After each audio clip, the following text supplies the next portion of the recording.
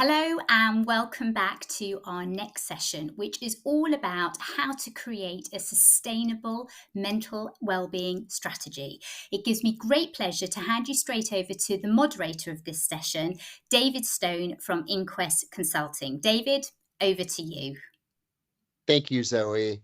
Uh, Hello, everybody. My name is David Stone, and I am the managing partner of Inquest Consulting.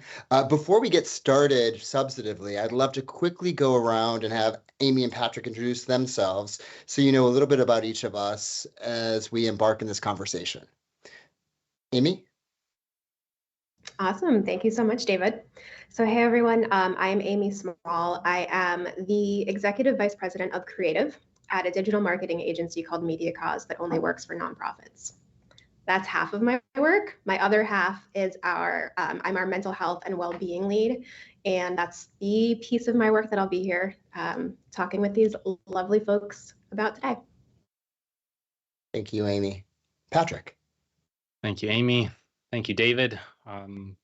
Growing up, my best friend's name was David Stone. So I'm happy to be here. I'm glad you liked him, at least. He's your best friend.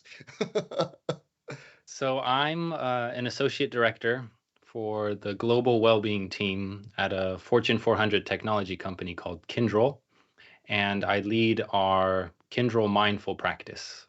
I'm also a mindfulness teacher and supervisor and a certified mental health first aider.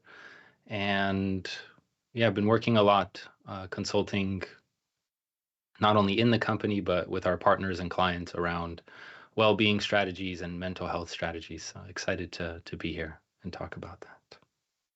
Awesome, Patrick. Thank you. Thank you. And a little bit more about Inquest. Inquest is actually a consultancy that focuses on strengthening organizational cultures through the lens of diversity, equity, and inclusion. And I've been in this space for nearly 20 years. I'm a lawyer by background. And for me, this idea of mental health, mental wellness, frankly, our psychological, emotional, physical well-being are all like integrally connected to conversations around diversity, equity, and inclusion, and frankly, showing up and being able to work together. And one of the questions I frequently get, and I want to sort of throw it out to you when I talk about this topic, is around the why. So let me role play for a second. So let me ask you something. Why is it important in 2023 for our workplaces to create a mental health strategy when, like, I got a therapist? Like, that's what that's for. Why do this at work?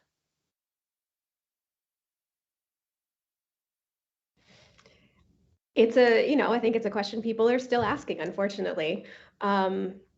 We spend more of our waking hours at work during the week than we tend to spend at home or with family or doing other pursuits.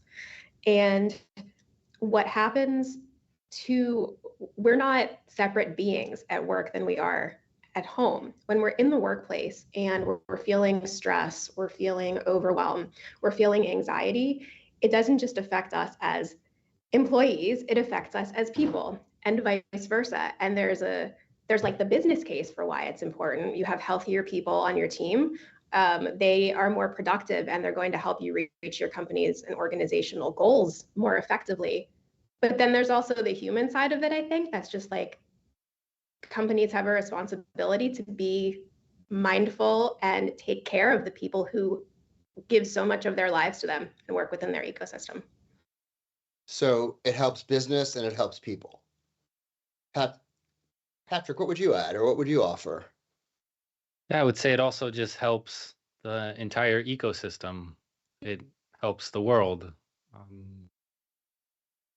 The workplace is and has been changing drastically in the past few decades, and now with the advances of technology and AI, now with the fact that you can, experience a whole lifetime in a few hours on your phone, now with this generation coming in, now with witnessing everything that's happening in the world, the horrors of war, the climate changes, etc., there's a responsibility that the workplace now has. As Amy said, we spend a lot of our time in the workplace. We probably talk more, maybe some of us, to our teammates or our managers than we do to our family members or friends. So there is a responsibility for those workplaces to think about the mental health and well-being of employees. And yeah, it will help with everything from engagement to productivity to reducing absentee and cost. I mean, it's trillions of dollars that are spent from people not coming into work because they're unwell, et cetera. And there's been a lot of focus on how do I deal with this now that it's happening? And I'm really happy to see that the strategy is now changing to preventive actions, to being proactive, and how we can have something sustainable that will keep us going and still deal with the things that happen regardless. So if I'm hearing you correctly, there's sort of the business, it's good for business, it's good for our people, and our current sort of broader societal context, our sort of global ecosystems, our local ecosystems, and our workplace ecosystems, kind of require it, given, frankly, the times we're living in, the access we have to one another. I think the mental health crises that we're facing, certainly around the world, but since this is a North American conference, certainly here, I'm a parent. I know for many of us, both for us, our parents, but also our children and sort of the mental health struggles they're having. In some ways, it's never been more important to pay attention to this and sort of recognize these parts of us at work. So given that, help us understand, when we think about a quote unquote sustainable strategy, share with us, what does that look like in each of your organizations? What is a sustainable strategy comprised of? How do I know it's there? Tell us about what that looks like.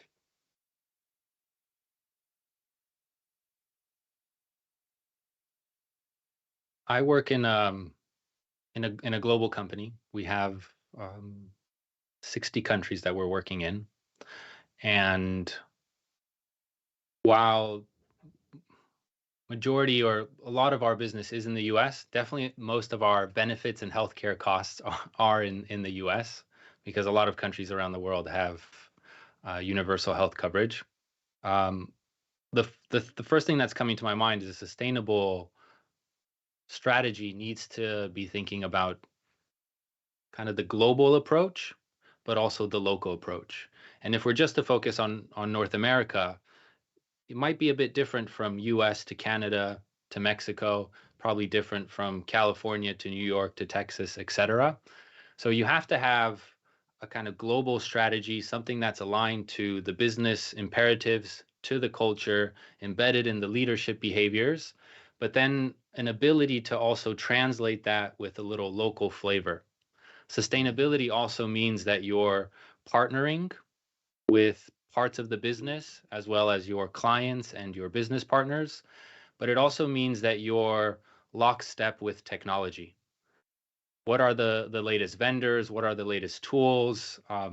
People like to use apps. People like to have integrated into the systems that they're using. And sustainability also has to have some kind of mechanism that has a feedback loop. So it's adapting and it's changing and it's flexible depending on what's currently happening in the world. If there's a shooting that's happening, there needs to be something that's happening there.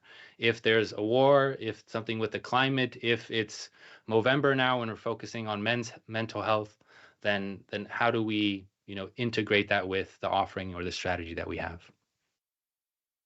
Okay, so if I'm hearing you correctly, there's a term that I think it was the former chief diversity officer of McDonald's at glocalizing. So we need to have sort of a global approach or a glocalized approach. We recognize the global, but we also can appreciate the local realities in the day-to-day of how sort of the global elements and values and business strategies play out here locally. We have to be sort of top of mind and current on sort of what is the IT out there, the apps. You know, I'm not a data. I'm not. That's not my forte. But it's sort of appreciating the need to sort of be really current there, and importantly, also be current on day-to-day world events, right? Because we know, and I think for many of us, we've been living this reality for years now, and it sort of feels like it never ends. You wake up, you know, every day, like checking your phone. What is it going to be today? Right? And the ability to both pivot, flex, recognize, and acknowledge both for the planned and the unplanned. Is that accurate, Patrick? Yeah. Okay. Okay. Amy, what does it look like in your organization? Yeah, one thing that Patrick was just mentioning is about the feedback piece. And I think that's so important once you have something in place, but then also considering it as input when you are just starting to build out your strategy. It's really easy to, from if there's leadership who is at the helm of whatever this initiative, program, strategy is going to be, it can sometimes be really easy to say, oh, I see what's going on over here. And I think this is what's happening. And I think this is what we should put in place. Yeah. But that misses that opportunity to really hear from the folks who are going to be engaging with whatever it is you're going to offer them. So the sustainability, it has to be relevant. And so you really need to talk to your people, whether it's through one-on-one conversations, whether it's through surveys, and get a strong understanding of what they are experiencing and also what they need. And then be able to craft your strategy. It's not going to be a one size fits all. Especially if you are global, you're going to have those different needs in different places. And even locally, MediaCause, my agency, we're all in the US, but there's some of us prefer engaging with an app. Some of us prefer attending roundtable discussions. Some of us prefer one-on-one conversations. 3 of us get together and meditate weekly. Like making sure that you're having enough of a variety as well, I think is really important so that everybody can find the thing that is supportive for them, and that can continue to evolve over time. Yeah, thank you, Amy. So that need to be sort of flexible and offer sort of individuated approaches. And actually, a question just came in that I would love to throw out there and explore together is, why would we need to sort of connect diversity, equity, and inclusion with mental health? What is that about? And I'm happy to offer, some ideas here as well, but would love to explore with you all what you see as the connection between those two topics. And you could throw it back to me too, if you want. Well, we have, they're called Kyndryl Inclusion Networks, or business resource groups, kind of communities based around a topic like LGBT+, Blacks, Hispanics, etc. But that is heavily, some of that is heavily North America based. We also have similar things in different parts of the world. So it's important to, we meet regularly with the leaders of those groups in order to create sustainable strategies, not just around well-being and mental health, but also the environment, but also about the business. I think we're coming more and more to a place, and I'm super excited with the advents of technology and AI, that we have a certain problem or a challenge, and we bring together the most diverse group of people on the neurodivergent spectrum, from the culture you're from to your background, age group, etc. And we come together because we have the best skills to solve a problem. So I think it's very important to, take care of these communities or the different cultures, the different diversity that we have, because there's so much wealth of knowledge and wisdom. And it goes back to what we were saying about how do we localize this? But if we go even further, how do we business unitize this? How do we teamize this? How do we groupize this, me-ize this, etc.? And that way you really need to be working with all these different groups in order to make that happen. Yeah. Any sort of additional thoughts on that? Yeah, I do think they're all part and parcel of the same whole as well. If you think about even just access to mental health care in certain communities, it's in America, I think it's hard across the board, but access to mental health care, for instance, in the Black community is often much harder because there are not as many clinicians who they feel comfortable going to. That just has not been a profession that's traditionally in the Black community. And so breaking down stigmas and understanding where those different, where the preferences, where the challenges, you have to be able to adapt your mental health and your well-being strategy with those challenges in mind. I'll give a real quick example, and then I'm curious to hear your thoughts too, David. Of course. We were demoing a new mental health platform for our agency a few months ago, and the content was wonderful. But the feedback that I got from a few of the folks on the team was they didn't hear enough diverse voices. And so it felt like while the topics were great and there was a range, they didn't necessarily see themselves reflected in the people who were speaking in the app. Yeah. And we didn't go with it, even though the content was great, because it's so important to make sure that there is that connection. Yeah, to understand what language is going to resonate, right? What language, what framework. I think for me also, understanding sort of the unique experiences of certain demographic groups, recognizing that just because I'm part of a certain demographic group doesn't make that my experience.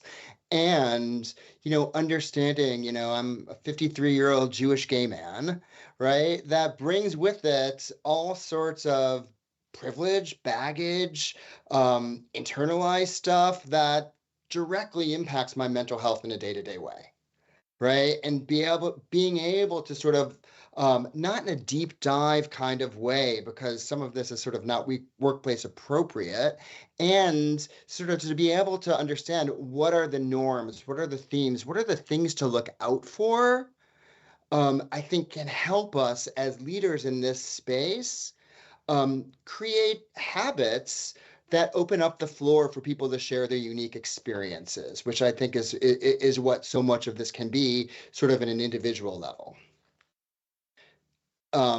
Okay, so moving on from there, anything else, any other adds or questions sort of on the diversity, equity, inclusion component here?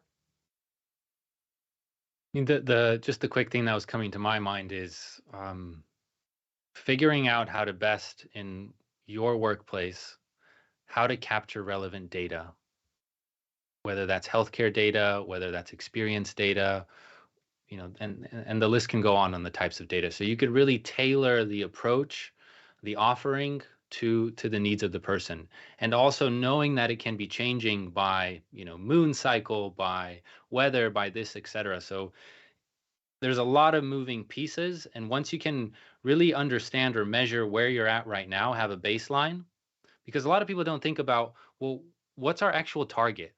How much of the population do we want to reach? Is it 100%? And how deep do we want to reach them? Is it 100%? Because I haven't seen yet a company where 100% of the population uses all the well-being benefits. It's usually around 10, 15, maybe to 30%. So a lot of people don't think about the actual numbers and where they're trying to get. It's just like, oh, this is great, let's do that. Oh, people want this, etc. But I think it's important to have some kind of numbers and plan around that. So I just wanted to throw that in. No, thank you, Patrick. And speaking of numbers, actually, you all are sort of teeing up the questions that are coming in, which is great. A question came in: how can businesses measure their impact and their ROI on mental health strategies at work? So if we're talking about creating or even advocating for a sustainable strategy, and I know we get this question a lot in the diversity, equity, and inclusion space, how do we lay out the ROI, the return on investment, when it comes to these topics? The ROI. Yeah. Yeah, it's a tricky conversation, right? Because you're talking about something that's inherently very human, and trying to quantify it in financial terms. That said, there are ways to do it. I mean, Patrick, I think, mentioned earlier, thinking about reduction in absenteeism. You can look at how many hours folks are working more that they were not before. You can look at reduction in healthcare costs. You can look at the usage of the platforms that you're investing in. If you've got X number of people, again, to Patrick's earlier point, figure out what those benchmarks are. You hit the benchmark of success. Okay, that's showing your return on investment. You've made the gains that you're looking for. retention rates. When you've got folks who are not leaving because they're not burnt out, not only are you saving their role, you are also not having to go out and recruit, and recruitment costs are incredibly expensive, and the cost of just employee turnover with new training. So there are all these, they're almost proxy metrics that I think you can use for improving the ROI of your well-being programs. Yeah, I mean, I like to say sort of in our space, most of the data is correlative, not causal, because it's really hard to sort of say one-to-one for something, frankly, as holistic and hard to measure as some of these topics. Patrick, what are your thoughts on ROI? Yeah, you need a good data scientist. You need HR access or work with HR, and you need somebody that understands, sales or finance or the numbers. And you got to get together, and it's possible to measure the ROI. Pre, post assessments, control groups. Are you trying to measure, I don't know, your market eminence, so you can see, how much employees are talking about well-being on social media? Are you, want to see, is this group of sellers now performing better or not as sick, or using less of the benefits cost, et cetera? It's all doable. And I hate to be kind of the devil's advocate, but if you don't know how to answer this question, it just means you don't understand it well enough, and you need to dig deeper, because it is possible to do it. It just takes some effort. Come together, collaborate, get lots of people in the business, and I'm sure you'll figure it out, and you'll prove the point, and you'll get the budget you need. Yeah, I mean, I think, Patrick, that's right. I think it takes sort of that collaboration to figure out, how do I influence at those higher levels? What is going to resonate? What are the things that senior leadership will pay attention to here? Right back to that sort of localized, because it's not the same at every organization. And I'll also say, whenever I think about this, there's sort of qualitative data and quantitative data, right? So the quantitative, you all like pointed to lots of that, including engagement surveys, and there's ways to measure collaboration and all of that. So we use stuff like that, and that qualitative data, which is so helpful in understanding our experiences. That's really, what people use to understand the richness, the texture, the nuances of our experiences is qualitative. So being able to do both, and frankly, some of those stories, I think, can influence at the top of the house in a different kind of way as well, especially coupled with the other kinds of data. So thinking about it sort of holistically, I think, can help. So if I'm sitting here thinking to myself, okay, well, isn't that wonderful, Patrick and Amy? I'm role playing again, by the way. Isn't that wonderful, Patrick and Amy, that your organization is super committed to this, and you have all these programs, and you could collaborate with people about how to, but my organization is never going to do this. Right. I'm also a lawyer by background. I practice law first. If somebody would have looked at me when I was a 25-year-old associate and said, bring this to your organization, I would have said, for a law firm, I would have said, you are living on another planet. Forget about ecosystem. You're living on another planet. So what would you say to that person?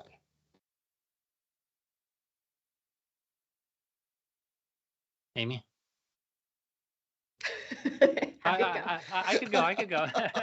No, I'm good. So my advice is to anyone who is sort of in that situation is, change doesn't have to happen from the top. It literally can be one person.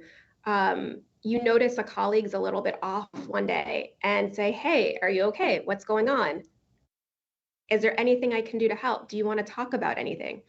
A gesture as simple as that can start a domino effect. Or I'm even thinking about within Media Cause, there are 3 of us who meditate. Unfortunately, we've only got 3, but it wasn't something that the company, that my executive leadership team, we didn't sit down and say, we're going to get folks together and do this. There was somebody on the team who said, does anybody else want to maybe get together once a week and sit? And now it's a thing. And so it doesn't have to be this big official rollout decree from somewhere on high to start something. You can start planting the seeds wherever you are, with one person, with two people. And as that starts to grow, you'll likely get the eyeballs and the investments of others who want to join you. Thank you. Thank you. Patrick, what would you add? I definitely, and I mean, a lot of what I've done has been grassroots movements, bringing people together, the power of communities. But it also helps to have, a top-down approach. That's why, I mean, you can by yourself go and reach out to executives, and I recommend that. But sometimes it's easier as a community or as a group. I think it's also important to partner with people in the business, but also outside the business. If you're working in media, there's other media companies you can collaborate with. This whole kind of world of we need to compete. It's more about now how we can collaborate and give back to society. And this is what clients are also looking at, is not how are you devouring the competition, but how are you actually working with the competition and providing, at least in the tech space, in most of the time. The other two things is, how is this going to align, and David, you mentioned this, how does this align to the business? How does this align to the culture? If this is just another program that you're thinking about, or another piece, I mean, we already have enough trainings, we already have enough things to do. So you have to align it to what the people want to hear. And yeah, just echoing Amy's point, it really starts with you. If you don't have your own well-being mental health strategy, how the hell are you going to go and pitch that to somebody else?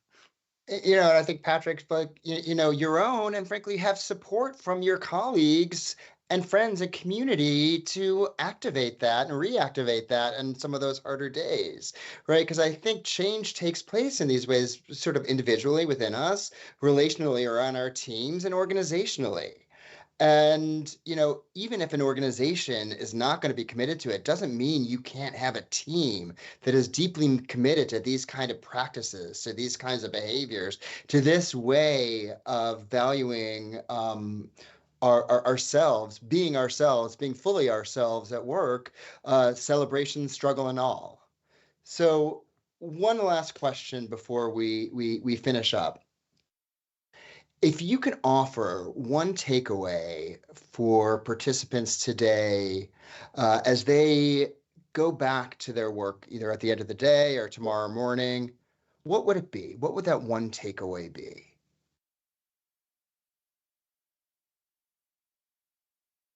Two takeaways from my side. Yes, please. I think Yes, please. so. One thing that resonates with me, and I remember the first time I heard it, it really woke me up, is you are what you practice, and you're practicing something all the time. And my second advice is, don't go at it alone. Consult, get supervisor, get a mentor, get a coach. David, as you're saying, work together as a team. We are social creatures. There's a wealth of wisdom. People have been there already. Seek out that wisdom, and it'll be a lot easier to move forward. Thank you, Patrick. Amy. I love that. I love that last piece, especially. It doesn't, yes, you can be the one to start something, but you do not have to carry the weight of it by yourself. Whether it is finding like-minded people and forming that group to help advance an initiative, or it is reaching out to an outside partner, or it's simply just deciding I'm going to learn as much as I can about this. You don't have to make it up on your own. There are resources, there are people out there who want to help. And really all you have to do is say, like, I'm in. Show me how to do this. And they're going to be there wanting to give you as much support as possible. Thank you. And I'll go ahead, but Patrick. And I'm speaking on behalf of Amy and David, but you could also reach out to us. Yeah. 100%. 100%. Yes. And the one thing I'll offer, it's more sort of on the individual and relational and team level, is try to practice gratitude more often, right? To go there. And I will close out today by expressing my appreciation and gratitude for Amy and Patrick for having this conversation today, for frankly motivating, energizing me to do more in these spaces, which isn't always easy, especially when things are hard. And it's been a hard month for me personally. So thank you all for me, and thank you, Zoe, and This Can Happen for helping us to have this conversation today too. So thank you very much. Thank you, David and Patrick, as well. Thank you. Thank you. And I've been reflecting more and more upon the last time. This is the last time we're going to be in this moment, the last time in this configuration. Makes me appreciate it more and have a more heartfelt thank you. Thank you.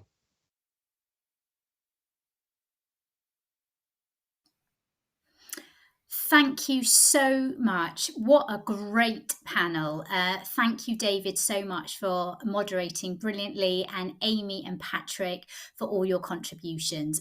Really, really great session. We'll be back in a couple of minutes for our next session, which is all about mental health champions.